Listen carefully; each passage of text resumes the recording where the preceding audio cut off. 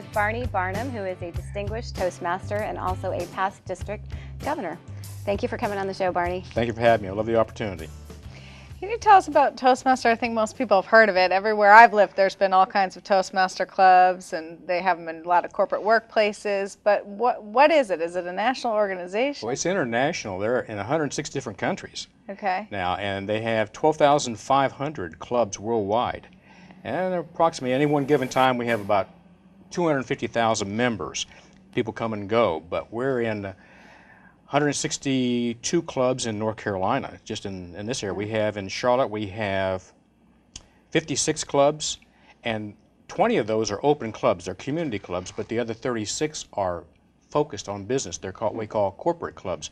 In other words, a company wants to have their own Toastmaster club to train their people to speak and be prepared, better presentation skills, and they want to be able to communicate better. Yeah, we had that at the Federal Reserve. We had our own Toastmasters club. You remember there? Yeah. Well, actually, I didn't do it, but I did have people that worked for me who did it. That was in Charlotte? Yeah, no, actually, it was in New York. In New York? Mm-hmm.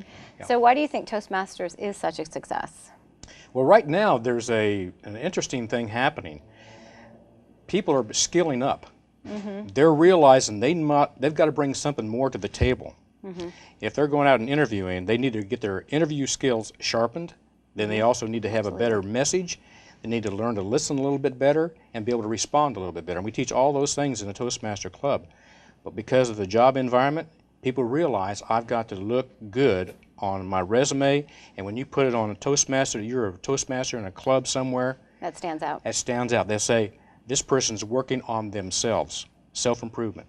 So it's not just for public speaking, because a lot of times, a lot of people I know have done it, had kind of stage fright and had to be in public speaking situations. Right. And it helped them because they'd have to get up and kind of improv in front of an audience, essentially.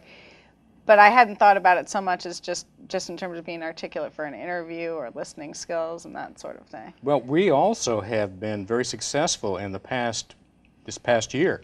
The school systems now are going to allow teachers to get community or educational credits for attending Toastmasters and improving their skills. I mean, it's an excellent idea. And so they're getting ready to do it in Charlotte. They're already doing it in Statesville, but Iredell County, they've approved it. The state director, whoever that person is, has said, yes, we'll give them credits for attending.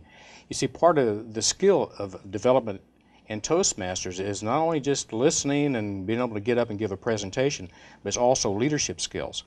And I think that is one of the most important things in the world is get our kids. A lot of parents want their children to have a better opportunity. And the parents, though, they were afraid to get up and speak. They're saying, my son, if he's going to be a leader, he needs to be in front. And where the leader stands is in the front of the room and knows how to lead a meeting, knows how to speak. Well, children they're doing presentations in school now. They sure are. But they're not getting the instruction to do those presentations. They're being asked to do them.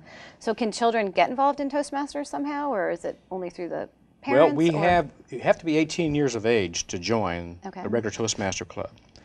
We have what we call gavel clubs. Gavel clubs are allowing, and a lot of the at-home mothers and the ones that want to teach their kids at school or at home, they allow them to go and create their own club. And usually it's about 20, 25, 30 people. And the children come in and they get specific skills and they can use anything that Toastmasters creates. But they're not really a quote-unquote Toastmaster club, but they're a gavel club, and allows them to start using the practice, using the very same techniques, the same manuals, and all the same information. And they're growing rapidly because a lot of parents are saying, I want my son or daughter to be able to go and interview well at a college entrance exam. I want them to be able to speak clearly.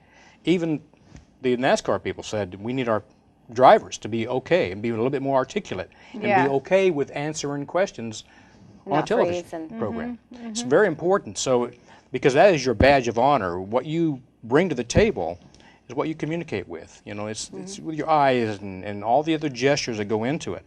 So it's not just public speaking. The leadership part of it is, I think, for a lot of teachers, the opportunity to express to the kids, this is really important. If you want to make a change, you want to do something different in the world, you've got to get up in front and tell people about it. You've got to be able to sell your idea, and you've got to get out there. So in a leadership mode, we teach that to adults. And we're passing it along to our children saying, You look, I know you have a passion about animal rights, you have a passion about water rights, you have a passion about all these things. That's wonderful. You've got to get some skills to be able to make those changes.